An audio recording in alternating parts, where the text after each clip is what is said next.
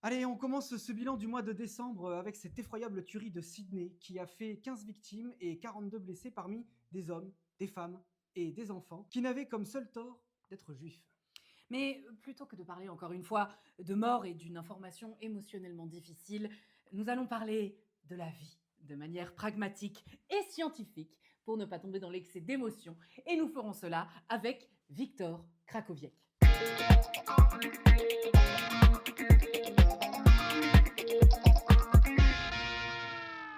Bonjour, bonjour Priscilla, bonjour Jean Badin. Effectivement, nous allons parler de la vie et plus précisément de la probabilité que vous aviez, vous, de naître. Hein. Alors pas vous, hein, mais quelle est la probabilité pour que chaque être humain puisse être en vie? On va mettre de côté déjà le fait que pour que la Terre existe, hein, qu'elle soit à la bonne distance du Soleil et qu'elle crée de la vie, il a déjà fallu un petit miracle, hein, ça on va le mettre de côté, et on va commencer à faire des probabilités sur une Terre qui abrite déjà en son sein la vie.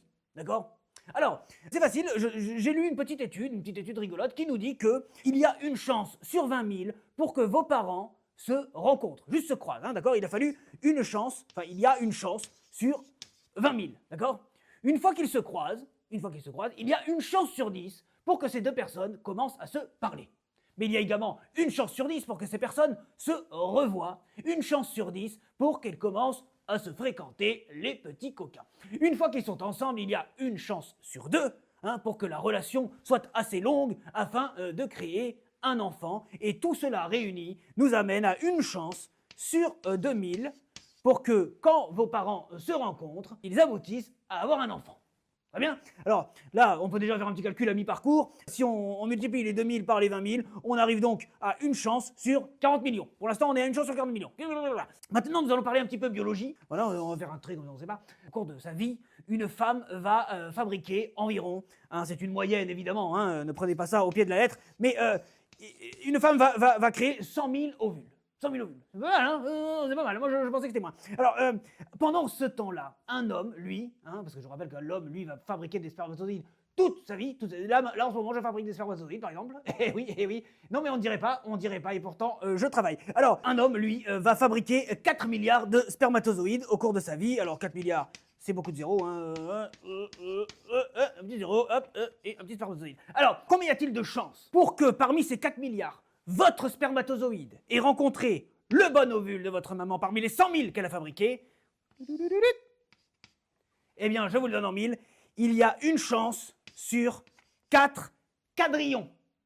4 quadrillons. C'est un chiffre que même moi, je ne le connaissais pas avant de lire l'étude. Voilà. Donc, vous voyez que déjà, on est assez loin dans la probabilité de naître. Hein. Si on rajoute à ça le fait qu'il a fallu une ininterruption de votre lignée, depuis que la vie est vie, d'accord? Une ininterruption, avec à chaque fois le bon ovule qui rencontre le bon spermatozoïde, à chaque génération, là, tac, tac, tac, tac, tac, tac, tac, tac, tac, tac, tac, jusqu'à vous, vous êtes ici, tout en bas. Eh bien, sachez que vous aviez, en tout et pour tout, une chance sur 10 puissance 2 685 000 de vivre.